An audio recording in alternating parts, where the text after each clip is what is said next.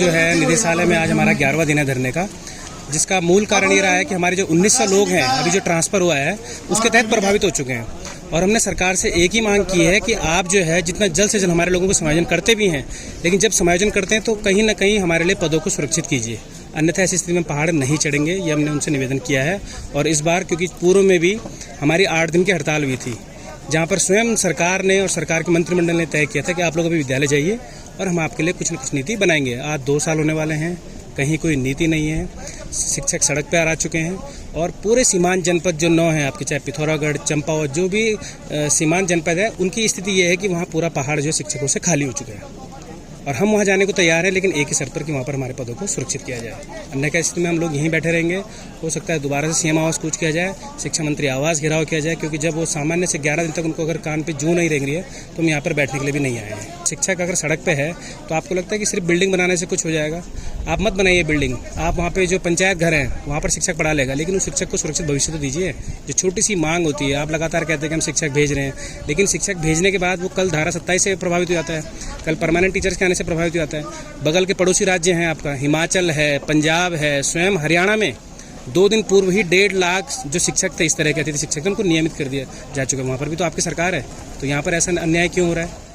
ये तो सभी को पता है कि उत्तराखंड में जो आज का हर विद्यालय की अगर स्थिति देखें तो बहुत ही दयनीय है। अगर अभी हम देखें गेस्ट टीचर, तो जब से गेस्ट टीचर लगे थे तब से काफ़ी इम्प्रूवमेंट आया था स्कूलों में, क्योंकि उसमें हर सब्जेक्ट के टीचर्स लगे थे और साथ ही हमारे इसमें ऐसे टीचर्स लगे जो PhD होल्डर हैं, सभी अपने सब्जेक्ट में बिल्कुल परफेक्ट है।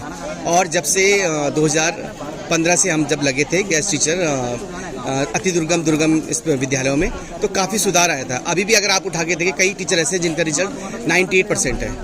मैं खुद LT पेंटिंग में पढ़ाता हूँ और मैं अपने स्कूल में पॉलिटिकल भी पढ़ाता हूँ, तो मेरी यहाँ की स्टूडेंट खुद इस टाइम टॉप 10 में आई है और पॉलिटिकल मैंने और एक गेस्ट टीचर और है, उन्होंने पढ़ा है, तो 98 नंबर उसके हैं।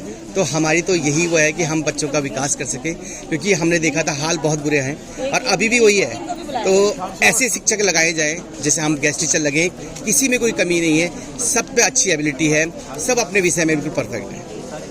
हमारा उद्देश्य सिर्फ बच्चों का विकास करना है और इसीलिए सरकार ने भी शायद हमें लगाया।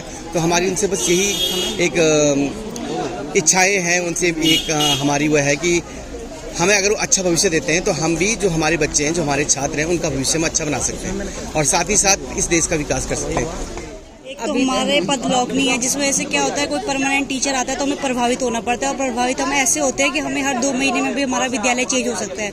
जैसे अभी हम लोग ट्रांसफ़र से प्रभावित हुए हैं, अभी प्रमोशन होंगे फिर प्रभावित हो जाएंगे, या कोई धारा 27 आएगी तो प्रभावित हो जाएंगे। मतलब हमारा कोई परमानेंट ठिकाना नहीं है और ज़रूरी नहीं हमें ब्लॉक में समायोजन मिले, हमें ज़िले में भी जाना पड़ता है, ज़िले में ना हो तो मंडल में जाना पड़ता है। इस प्रोसीजर में 2-3 महीने लग जाते हैं, मतलब हमारे समायोजन में बहुत दिक्कतें। और सबसे बड़ी दिक्कत तो ये है कि हमारे बच्चे हमारे साथ ही हैं और 2 महीने में एक विद्यालय में रुकते हैं, तब तक फिर हमारा निकाला हो जाता है वहाँ से, फिर बच्चों को हम उसी स्कूल में डाल देते हैं जहाँ फिर हम, तो ये बच्चे के लिए भी मतलब थोड़ा बहुत टिपिकल हो जाता है। वो एडजस्ट नहीं कर पा रहा है, ना तो वो हमारे साथ एडजस्ट कर पा रहा है ना स्कूल में, क्योंकि यहाँ एक स्कूल से दूसरे स्कूल में निकलना, फिर वहाँ के एटमॉस्फेयर को अपनाना बहुत टफ पड़ रहा है हम लोग के लिए भी और बच्चे के लिए तो खासकर। हम भविष्य बनाने निकले हैं बच्चों का, इसमें हमारा ही पहले तो सबसे पहले हमारा भविष्य अधर में लटका हुआ है, फिर उसके बाद हमारे खुद के बच्चों का लटका हुआ और प्लस तीसरे स्कूल के बच्चों का लटका हुआ।